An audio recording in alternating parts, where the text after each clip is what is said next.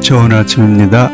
오늘 주시는 하나님의 말씀은 시편 147편 5절에서 11절 말씀입니다. 우리 주는 광대하시며 능력이 많으시며 그 지혜가 무궁하시도다. 여호와께서 겸손한 자는 붙드시고 악인은 땅에 엎드러뜨리시는도다. 감사함으로 여호와께 노래하며 수금으로 하나님께 찬양할지어다. 저가 구름으로 하늘을 덮으시며 땅을 위하여 비를 예비하시며 산에 풀이 자라게 하시며 들짐승과 우는 까마귀 새끼에게 먹을 것을 주시는도다. 여호와는 말의 힘을 즐거워하지 아니하시며 사람의 다리도 기뻐 아니하시고 자기를 경외하는 자와 그 인자하심을 바라는 자들을 기뻐하시는도다. 오늘의 제목은 여호와를 경외하고 그 인자하심을 바라면입니다. 우리 하나님은 공평하십니다. 그러나 하나님은 사람의 눈에 그렇게 공평하게 보이지 않을 때도 있으십니다. 우린 성경에서 이처럼 불공평해 보이는 하나님의 모습을 볼 수 있습니다. 창세기 20장 1절에서 3절 말씀에서 아브라함과 아비멜렉의 이야기를 볼 때 그런 느낌이 있습니다.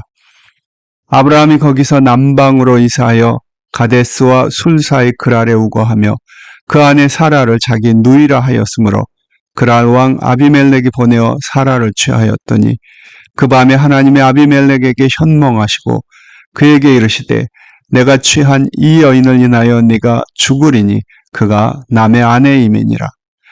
이 말씀 속에서 우리는 아브라함이 그의 아내 사라에 대해 거짓말을 하는 것을 볼 수 있었습니다.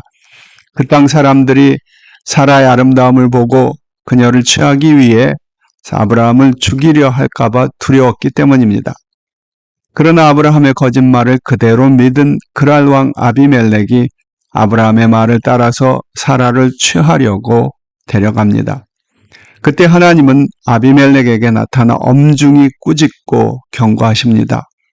평범한 사람들의 눈으로 볼 때 하나님은 여기 분명히 불공평하게 행동하고 계십니다.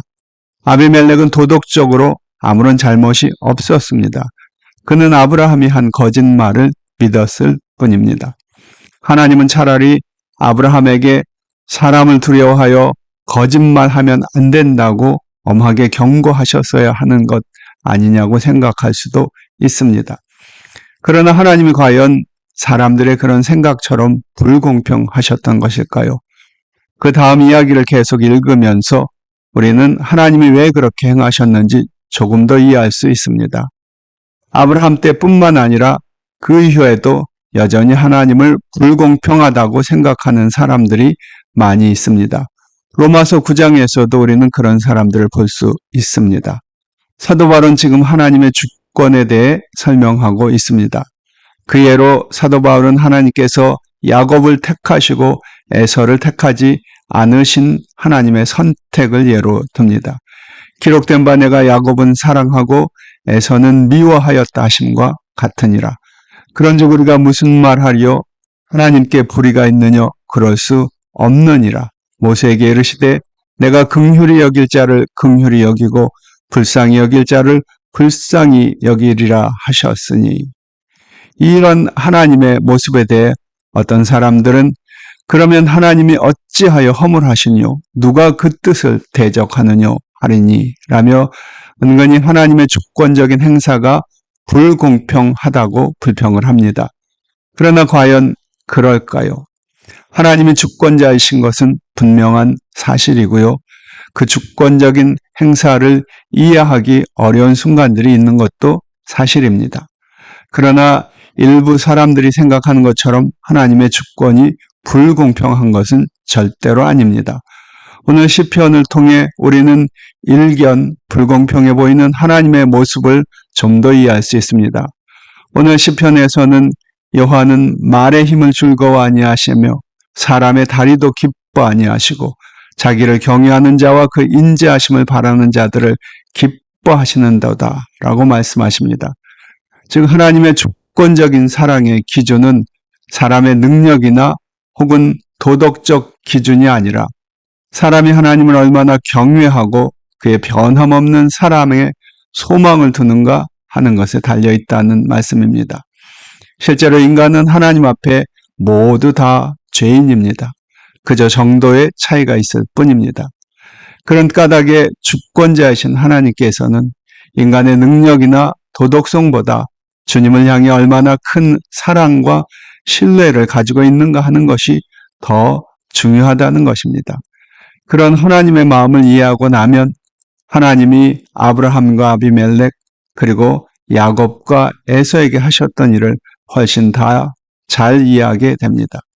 아브라함이나 야곱 모두 능력이나 도덕적으로는 많은 흠이 있었지만 그들이 하나님을 알고 하나님의 은혜를 더 간절히 사모했다는 점에서는 아비멜렉이나 에서와 큰 대조가 되기 때문입니다. 우리의 왕이요 주권자이신 하나님은 오늘 말씀처럼 당신을 경외하는 자들과 그의 변함없는 사랑에 희망을 두는 자들을 기뻐하십니다. 주님은 자신의 능력과 권위를 진정 두려워하고 존중하는 사람이 누구인지 모르시지 않습니다. 하나님께서 그런 영적 분별과 판단에 따라 행동하시는 것이 과연 불공평하신 것일까요? 저는 그렇게 생각하지 않습니다.